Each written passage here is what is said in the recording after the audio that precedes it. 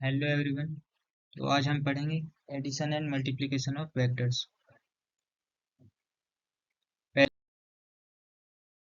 हम देखेंगे addition of vectors. तो एडिशन ऑफ वेक्टर्स में जो फर्स्ट मेथड होगी वो geometrical and analytical method of vector addition. तो ज्योमेट्रिक मेथड मतलब एक तो ट्रायंगल लो हो गया और एक पैरेललोग्राम लो हो गया। तो ट्रायंगल लो कैसा था? ये एक क्यू वेक्टर है और एक पी वेक्टर है। तो क्यू वेक्टर के हेड पर पी वेक्टर की टेल है, और इन दोनों का जो sum P vector plus Q vector वो आएगा ये आर वेक्टर। तो क्यू वेक्टर और पी वेक्टर इस डायरेक्शन में है, तो जो आर वेक्टर आएगा वो अपोजिट डायरेक्शन में ऐसे आएगा। तो ये रिजल्टेंट आ जाएगा Q vector plus P vector, मतलब क्यू वेक्टर और पी वेक्टर इस डायरेक्शन में गए और तो आर वेक्टर इस डायरेक्शन में जाएगा, ना कि इस डायरेक्शन में, अपोजिट डायरेक्शन में। और जो रिजल्टेंट का मैग्नीट्यूड हो जाएगा वो आर, जो लेंथ है इस third third line third side of triangle की जो लेंथ है वो मैग्नीट्यूड ऑफ रिजल्टेंट हो जाएगा। और पी और क्यू के बीच में एंगल थीटा है, इसको क्यू को एक्सटेंड करेंगे आगे तो ये एंगल थीटा रहेगा इन दोनों के बीच। और रिजल्टेंट का क्यू के साथ एंगल अल्फा है। तो ये सब हम ज्योमेट्री से निकालेंगे ट्रायंगल लॉ में। पैरेललोग्राम लॉ में एक क्यू वेक्टर ये है और एक पी वेक्टर ये है। तो इन दोनों से पहले पैरेललोग्राम कंप्लीट करेंगे, फिर जो इनका जो डायगोनल आएगा वो इन दोनों का रिजल्टेंट रहेगा p plus q, r vector रहेगा। और इसका मैन आर वेक्टर का मैग्नीट्यूड हो जाएगा इस डायगोनल का लेंथ। और एंगल हम किसी वेक्टर से हम एंगल निकाल सकते हैं ज्योमेट्रिक मदद से। तो ये तो ज्योमेट्रिक मेथड हो गया। अब हमको एक अगर फॉर्मूला कोई चाहिए ताकि हमको इन सब चीज़ों की लेंथ कैलकुलेट ना करनी पड़े या फिर एंगल कैलकुलेट ना करने पड़े, डायरेक्ट फॉर्मूला लगाएं और आर का मैग्नीट्यूड आ जाए आर वेक्टर का। अभी आर वेक्टर का मैग्नीट्यूड अगर निकालना है ट्रायंगल लॉ और पैरेललोग्राम लॉ में, तो ये थर्ड साइड और ये डायगोनल का हमको लेंथ निकालना पड़ेगा। बट एनालिटिकल मेथड में हम फॉर्मूला ड्राइव कर लेंगे, जिससे हम फॉर्मूले में वैल्यूज पुट करेंगे और हमको रिजल्टेंट का मैग्नीट्यूड मिल जाएगा। और जो भी एंगल वो क्यू वेक्टर या पी वेक्टर से बना रहा है वो मिल जाएगा। तो जो मैग्नीट्यूड ऑफ रिजल्टेंट का फॉर्मूला रहेगा वो हो जाएगा under root p square plus Q square plus two p q cos theta. P p vector का मैग्नीट्यूड, क्यू वेक्टर का मैग्नीट्यूड, और थीटा हो जाएगा पी और क्यू के बीच में एंगल। तो ये जो थीटा है वो यहाँ पर रहेगा, ये पी और क्यू के बीच में। तो ये अल्फा जो रहेगा वो आर वेक्टर का क्यू वेक्टर से ये वाला एंगल। और अगर अल्फा निकालना है तो अल्फा हो जाएगा tan inverse q sine theta upon p plus Q cos theta. तो इस वाले फॉर्मूले का जो यहाँ से डिराइव करते हैं, जैसे ये पी वेक्टर है और ये क्यू वेक्टर है, तो हमने इनको एक्सटेंड करके यहाँ पर एक C D line, perpendicular line हमने यहाँ पर खींच ली। तो यहाँ से ओ डी और सी, इस ट्राइंगल में हम पाइथागोरस थ्योरम लगाएंगे। तो ओ सी की लेंथ क्या है आर, तो आर स्क्वायर इक्वल टू क्या हो जाएगा O D square plus C D square. तो ओ डी का इसको ओ डी का लेंथ कितना है ओ ए प्लस ए डी। ओ ए कितना है पी वेक्टर का मैग्नीट्यूड मतलब पी, ओ ए हो जाएगा पी, और ए डी हो जाएगा ये ए सी का कॉस थीटा। मतलब ये जो यहाँ से कॉस थीटा लगाएंगे, कॉस थीटा क्या होगा ए डी अपॉन ए सी। तो ए डी क्या हो जाएगा A C cos theta. Cos theta होता है बेस अपॉन हाइपोटेन्यूज, तो A D upon A C equal to cos theta. तो ए डी हो जाएगा ए सी कॉस थीटा। और ए सी की लेंथ कितनी है मैग्नीट्यूड ऑफ क्यू के इक्वल, मतलब क्यू के इक्वल है। क्यू वेक्टर का जो मैग्नीट्यूड है वो क्यू है, और वही ओ बी के इक्वल है, क्योंकि जो ओ बी लाइन है वही क्यू वेक्टर है। और तो उसकी लेंथ हो जाएगी क्यू का मैग्नीट्यूड। तो यहाँ से ए सी का जो लेंथ हो जाएगा वो क्यू के इक्वल, तो ए डी हो जाएगा क्या क्यू कॉस थीटा। तो ए डी हो गया क्यू कॉस थीटा और ओ ए हो गया पी। तो ये लेंथ ओ डी हो गई P plus Q cos theta. और सी डी की लेंथ सी डी मान लो सी डी रहने दो, और ये आर, सी डी को हम क्यू साइन थीटा लिख सकते हैं ऐसे। अ, यहाँ पर हम फिर से साइन थीटा का फॉर्मूला लगाएंगे, तो साइन थीटा क्या हो जाएगा C D upon A C, perpendicular upon hypotenuse. तो C D upon A C sine theta हो जाएगा।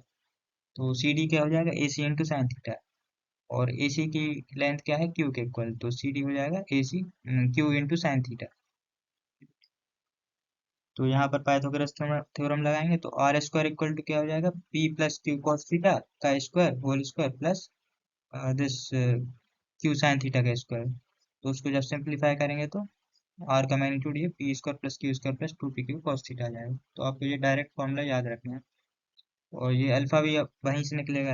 ये ओ डी और सी में हम टेन अल्फा का फॉर्मूला लगाएंगे तो टेन अल्फा क्या हो जाएगा, C D upon O D. तो सी डी क्या है, क्यू साइन थीटा, और ओ डी क्या है, p plus Q cos theta. तो टेन अल्फा हो जाएगा q sine theta upon p plus Q cos theta. यहाँ से अल्फा आ जाएगा tan inverse q sine theta upon p plus Q cos theta. तो ये ज्योमेट्रिक और analytical method of vector addition हो गया। अब है vector addition in Cartesian form. अगर दो वेक्टर्स कार्टेशियन फॉर्म में दिए गए, जैसे पी वेक्टर दिया है P x I cap plus P Y J cap plus P Z K cap, और क्यू वेक्टर है Q X I cap plus Q Y J cap plus Q Z K cap, तो इन दोनों का addition जो are vector हो जाएगा वो P plus Q. Cartesian form मतलब एक वेक्टर को तीन डायरेक्शंस में लिख दिया, आई कैप जे कैप और की कैप। आई कैप डायरेक्शन मतलब एक्स एक्सिस की, और जे कैप वाई एक्सिस की डायरेक्शन, और के कैप जेड एक्सिस की डायरेक्शन में। तो जो इन दोनों का एडिशन होगा वो एडिशन करेंगे तो आई वाले जो कंपोनेंट्स हैं उनको ऐड कर देंगे, तो P X plus Q X I cap, और जे वाले कंपोनेंट्स को एक साथ ऐड कर देंगे, P Y plus Q Y J cap, और जेड वाले components P Z plus Q Z K cap. तो ये एडिशन आ जाएगा। और अगर रिजल्टेंट का मैग्नीट्यूड निकालना है तो under root P X plus Q X का square plus P Y plus Q Y square plus P Z plus Q Z का स्क्वायर। तो ये रिजल्टेंट का मैग्नीट्यूड। और जो डायरेक्शन निकालनी है आर कैप, तो वो हो जाएगा r vector upon r vector का मैग्नीट्यूड। आर कैप मतलब एक यूनिट वेक्टर है। आर वेक्टर के डायरेक्शन में हमको एक यूनिट वेक्टर चाहिए, तो आर वेक्टर को हम उसके मैग्नीट्यूड से डिवाइड कर देंगे, तो ये डायरेक्शन मिल गई और ये मैग्नीट्यूड मिल गया।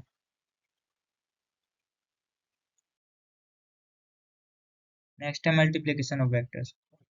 अब दो वेक्टर्स को मल्टीप्लाई करना है। पहला जो मल्टीप्लीकेशन है वो है डॉट प्रोडक्ट या फिर स्केलर प्रोडक्ट। यहाँ दो वेक्टर्स को मल्टीप्लाई करके हमको एक स्केलर वैल्यू मिलेगी। और जो सेकंड वाला मल्टीप्लिकेशन पढ़ेंगे उसमें हमको दो वेक्टर को मल्टीप्लाई करके एक वेक्टर मिलेगा। तो इसमें हमको एक स्केलर वैल्यू मिलेगी, मतलब जिसकी कोई डायरेक्शन नहीं होगी। जैसे ये वेक्टर ये है।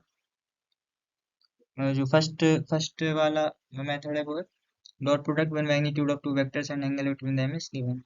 मान लो एक ए वेक्टर दिया है उसका मैग्नीट्यूड ए दिया है, और बी वेक्टर दिया है उसका मैग्नीट्यूड बी दिया है, और उन दोनों के बीच का एंगल थीटा दे दिया। अब पूछा है कि डॉट प्रोडक्ट बताओ, तो डॉट प्रोडक्ट हो जाएगा a dot p equal to a b cos theta. और ये स्केलर है, मतलब इसकी कोई डायरेक्शन नहीं है।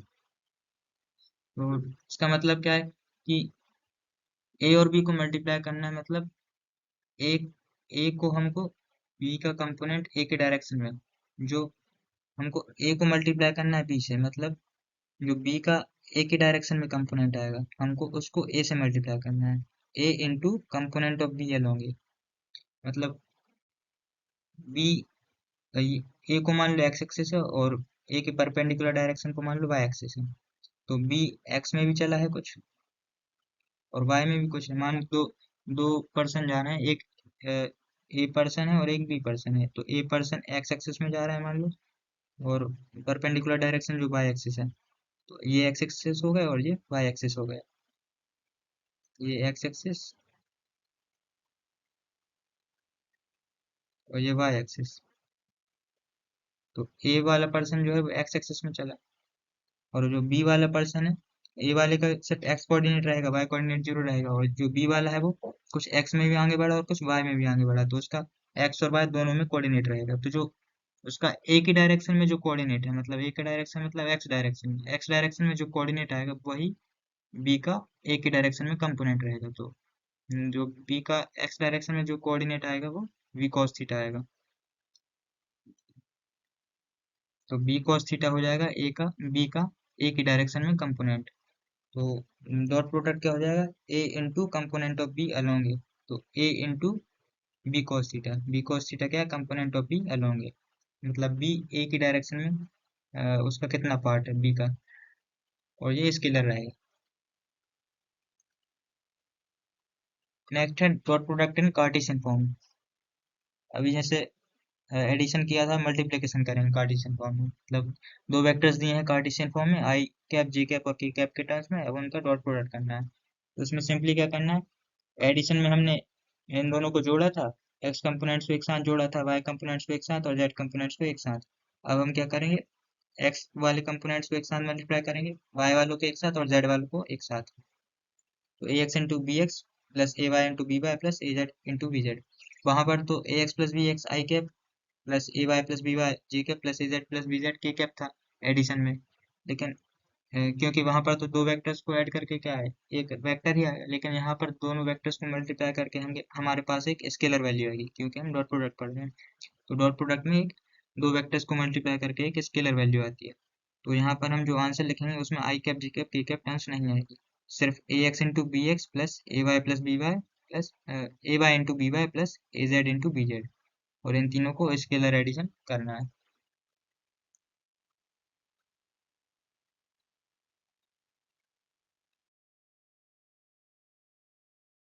नेक्स्ट है हमारा क्रॉस प्रोडक्ट या फिर वेक्टर प्रोडक्ट। अब ये दूसरा मल्टीप्लिकेशन ऑफ वेक्टर है, जिसमें हमको दो वेक्टर को मल्टीप्लाई करके एक तीसरा वेक्टर मिलेगा। पिछले केस में एक स्केलर वैल्यू मिली थी, अब यहाँ पर वेक्टर मिलेगा, तो यहाँ पर हमको एक मैग्नीट्यूड भी निकालना पड़ेगा और डायरेक्शन भी, क्योंकि वेक्टर के पास मैग्नीट्यूड और डायरेक्शन दोनों होते हैं। तो वेक्टर दोनों दो वेक्टर्स को मल्टीप्लाई करके एक वेक्टर मिलेगा, तो उस वेक्टर को हमको मैग्नीट्यूड और डायरेक्शन दोनों निकालने पड़ेंगे। मान लो एक ए वेक्टर है और एक बी वेक्टर है। पहला मेथड जो है वो, जब दो वेक्टर्स उनका मैग्नीट्यूड दिया है और उनके बीच का एंगल दिया है, तब क्रॉस प्रोडक्ट कैसे करना है। तो ए क्रॉस बी जो रहेगा ए बी साइन थीटा। तो इस वाले केस में जो है, जो मल्टीप्लिकेशन का साइन है वो क्रॉस से ही रिप्रेजेंट किया जाता है, और पिछले केस में जो मल्टीप्लिकेशन का साइन है उसकी जगह हम डॉट का यूज करते हैं डॉट प्रोडक्ट में, और क्रॉस प्रोडक्ट में हम क्रॉस का यूज करते हैं ए क्रॉस बी। तो ये हो जाएगा ए बी साइन थीटा, इसका मैग्नीट्यूड हो जाएगा ए क्रॉस बी का। और एन कैप मान लो कोई भी डायरेक्शन जो भी हम निकालेंगे वो डायरेक्शन है एन कैप। तो मान लो ए क्रॉस बी, ए का मल्टीप्लाई बी के साथ किया, क्रॉस प्रोडक्ट किया ए का बी के साथ, तो हमको आर वेक्टर मिला, तीसरा वेक्टर। तो आर वेक्टर का जो मैग्नीट्यूड हो जाएगा वो ए बी साइन थीटा हो जाएगा, और जो डायरेक्शन हो जाएगी वो एन कैप हो जाएगी। तो मैग्नीट्यूड ऑफ ए हमको गिवन ए है और मैग्नीट्यूड ऑफ बी गिवन है बी, और बीच में एंगल थीटा है, तो ए क्रॉस बी का मैग्नीट्यूड हो जाएगा ए बी साइन थीटा। और डायरेक्शन हम ऐसे निकालेंगे, मान लो ए ये है और बी ये है, तो ए क्रॉस बी करना है, ए से बी की तरफ जाएंगे तो ऊपर की डायरेक्शन में आंसर आएगा। इसको हम राइट हैंड थंब रूल से देखते हैं, जैसे यू वेक्टर ये है और बी वेक्टर ये है, तो यू से भी की तरफ जा रहे हैं, यू से जो आपके हाथ है वो उसको यू की डायरेक्शन में रखा, हमको यू क्रॉस भी करना है, मतलब हम यू से भी की तरफ जाएंगे। तो यू की डायरेक्शन में आपने हाथ रखा, बिल्कुल vertical hand, thumb vertical hand, और जो वी की डायरेक्शन है उस डायरेक्शन में फिंगर कर दें। यू वेक्टर की डायरेक्शन में हैंड रखा, हाथ रखा, और वी की डायरेक्शन में हमने फिंगर कर्ल कर लिया ऐसे। तो जिस डायरेक्शन में थंब थंब पॉइंट करेगा, थंब इस केस में ऊपर की डायरेक्शन में पॉइंट कर रहा है, तो जो यू क्रॉस वी का जो डायरेक्शन आएगा वो ऊपर की तरफ आएगा। अगर वी क्रॉस यू करेंगे, मतलब वी से यू की तरफ जाएंगे, तो वी की तरफ हाथ रखेंगे और यू की तरफ फिंगर कर्ल करेंगे, तो जो थंब आएगा वो नीचे की डायरेक्शन में आएगा। और एक और मेथड है, मान लो ए क्रॉस बी करना है, तो ए की तरफ जो सेकंड वाली फिंगर रहती है थंब के बगल में, वो रखेंगे, और बी की तरफ मिडिल फिंगर रखेंगे। तो ए क्रॉस बी क्या हो जाएगा, थंब थंब जिस डायरेक्शन में पॉइंट करेगा वो ए क्रॉस बी हो जाएगा। और अगर बी क्रॉस ए करते तो बी की जगह ये वाली फिंगर रखते और ए की जगह ये वाली फिंगर रखते, और फिर थंब जिस डायरेक्शन में पॉइंट करता है वो ए क्रॉस बी की डायरेक्शन हो जाती है। और ये राइट हैंड यूज करना है, यहाँ पर भी राइट हैंड थंब रूल। तो ए क्रॉस बी ये ऊपर की डायरेक्शन हो गई, और बी क्रॉस ही नीचे की डायरेक्शन हो गई। और ए क्रॉस बी नेगेटिव होता है बी क्रॉस से, क्योंकि ए क्रॉस बी और बी क्रॉस ए का मैग्नीट्यूड सेम रहेगा, a b sine theta. A cross b करो या बी क्रॉस ए करो, मैग्नीट्यूड तो सेम रहेगा, A into B sine theta, but direction opposite हो जाएगी। ए क्रॉस बी की डायरेक्शन अगर ऊपर है तो बी क्रॉस ए की डायरेक्शन नीचे हो जाएगी। और जो डायरेक्शन है ए क्रॉस बी की, ए क्रॉस बी तो मान लो हमने आर वेक्टर मान लिया, तो जो आर वेक्टर की डायरेक्शन है वो ए और बी के प्लेन के परपेंडिकुलर है। मतलब ए और बी दोनों के परपेंडिकुलर है, और जो प्लेन है ए और बी का वो उसके भी परपेंडिकुलर है। जैसे यहाँ पर ये यू और बी का ये प्लेन है पूरा, तो जो यू क्रॉस बी आएगा वो इन दोनों वेक्टर्स के परपेंडिकुलर और इन दोनों के प्लेन के परपेंडिकुलर रहेगा। यहाँ पर ए क्रॉस बी भी परपेंडिकुलर है दोनों के, और बी क्रॉस ए भी दोनों के परपेंडिकुलर है। फिर सेकंड मेथड है cross product in Cartesian form. अगर कार्टेशियन फॉर्म में दो वेक्टर्स दिए हैं तो उनके क्रॉस प्रोडक्ट कैसे करना है। तो पहले एक डिटर्मिनेंट बनाना है, आई जे और के लिखना है पहले, फिर ए क्रॉस बी करना है तो ए वाले कंपोनेंट्स को ऊपर लिखना है, a x A y a Z, और फिर नीचे b x B Y b z. अगर बी क्रॉस ए कर रहे हैं तो b x B Y b z ऊपर लिखेंगे और a x A y a z नीचे लिखेंगे। अगर ए क्रॉस बी में आपने बी के कंपोनेंट्स को ऊपर और ए के कंपोनेंट्स को नीचे लिखा तो आंसर नेगेटिव आ जाएगा, क्योंकि वो बी क्रॉस ए हो जाएगा, और b cross a negative of a cross b होता है। तो जैसे अभी ए क्रॉस बी करना है तो ए x A y a z ऊपर रखेंगे और b x B Y b z नीचे रखेंगे। फिर सबसे पहले आई वाली कॉलम और आई वाली रो को हटाएंगे, और फिर जो जो बचे हैं उनका डिटर्मिनेंट लेंगे, तो A Y into B Z minus B Y into A Z, और आई कैप के साथ लिखेंगे इनको। फिर जे कैप वाली रो, जे कैप वाली कॉलम और जे कैप वाली रो, इसको हटाएंगे। फिर बचा क्या, ये कॉलम और ये रो हट गई ऐसे, ये कॉलम और ये रो हट गई, तो ए जेड बी जेड और ए एक्स बी एक्स बचा, तो इनका डिटर्मिनेंट लेंगे तो ए X into B Z minus A X into B Z minus B X into A Z, ये करेंगे। और जे वाले के साथ माइनस आएगा, आई और के के साथ प्लस आएगा, के के साथ भी प्लस और आई के साथ भी प्लस, बट जे वाले टर्म के साथ माइनस आएगा, जे कैप वाले टर्म के साथ।